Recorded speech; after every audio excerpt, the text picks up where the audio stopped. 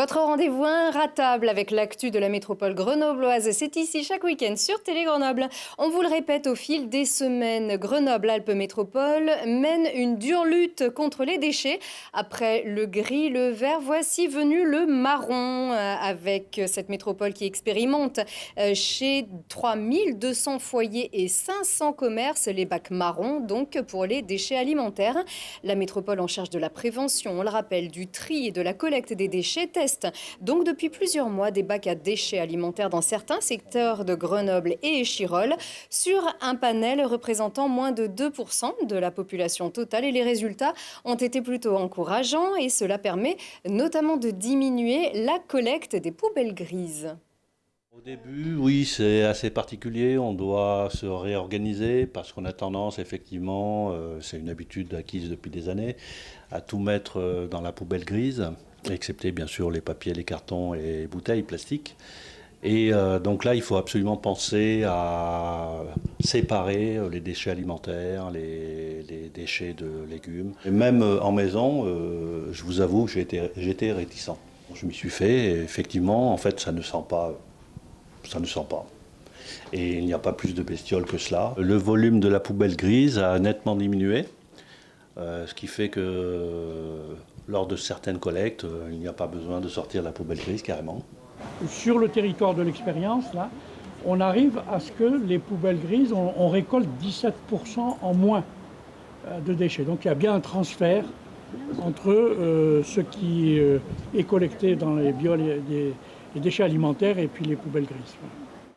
Et selon les premiers résultats, chaque habitant jette en moyenne 20 kilos par an de déchets alimentaires. L'objectif, c'est d'en récupérer 35. Rien à jeter, tout est bon dans le sport grenoblois. La métropole consacre d'ailleurs son édition papier du mois à ses équipes qui gagnent, comme les pros du FCG, rugby qui monte en top 14 et le Grenoble Foot 38 qui retrouve la Ligue 2. Et pour ces deux clubs, un seul stade métropolitain, le Stade des Alpes. On vous explique comment vont s'articuler les deux saisons dans cet écrin. Assiduité, application et même allégresse, la rentrée s'est bien passée pour nos rugbymen comme pour nos footballeurs. D'autant mieux que les joueurs ont tous réussi leur passage au niveau supérieur. Alors que le FCG savoure encore l'exploit d'une montée en top 14, le GF38, lui, rayonne à l'idée de retrouver la Ligue 2 dès le mois d'août et on n'en finit plus de célébrer Grenoble partout gagnante. C'était pas forcément attendu. En tout cas, moi, je me réjouis notamment d'abord pour ces deux clubs, parce que tout le mérite leur revient, mais aussi pour le Stade des Alpes, parce qu'il va accueillir deux très belles équipes et une magnifique saison l'an prochain.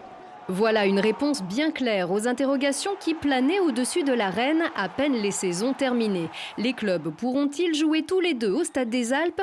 Pas de problème, la Ligue 2 se joue le vendredi et le top 14 le samedi. Va pour cette fois, disent les supporters du GF38, mais pour combien de temps? On est en train de se dire qu'il va falloir que le FCG trouve une porte de sortie parce que pour continuer à se développer, le GF38 va devoir utiliser pleinement le Stade des Alpes et lorsqu'on parle de doublons ou de problèmes de cohabitation, ça empêche le club de se développer clairement. Au contraire, rétorque le FCG Rugby, club résident ces dernières saisons et qui va le rester la saison prochaine, car le délégataire de service public chargé de l'exploitation du stade choisit son locataire principal selon la division dans laquelle il évolue. Alors que les deux clubs devraient payer à peu de choses près la même chose, il semble que la cohabitation n'ait jamais été aussi bien engagée. On travaille déjà avec le foot pour mutualiser plein de choses. Ce sera la première année qu'on va le faire, donc c'est une super nouvelle. Petite chose qui concerne de la signalétique, de la panoptique, mais voilà, l'idée c'est de mutualiser le plus de choses possible. Aujourd'hui, les Diguières n'est plus apte en capacité à accueillir. Alors il peut y avoir des projets de rénovation, on travaille étroitement avec l'adjoint au sport de la ville de Grenoble, mais ce n'est pas pour tout de suite.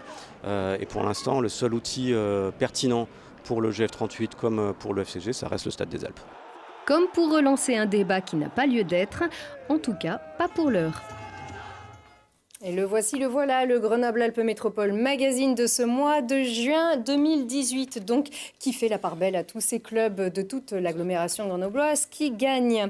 C'est le foot d'ailleurs qui inaugurera la saison du Stade des Alpes avec la réception de Sochaux le 27 juillet pour la première journée de Ligue 2. Le calendrier de Top 14 n'est pas encore sorti, mais on sait que la saison reprendra le week-end du 25 août. D'ici là, très bon week-end.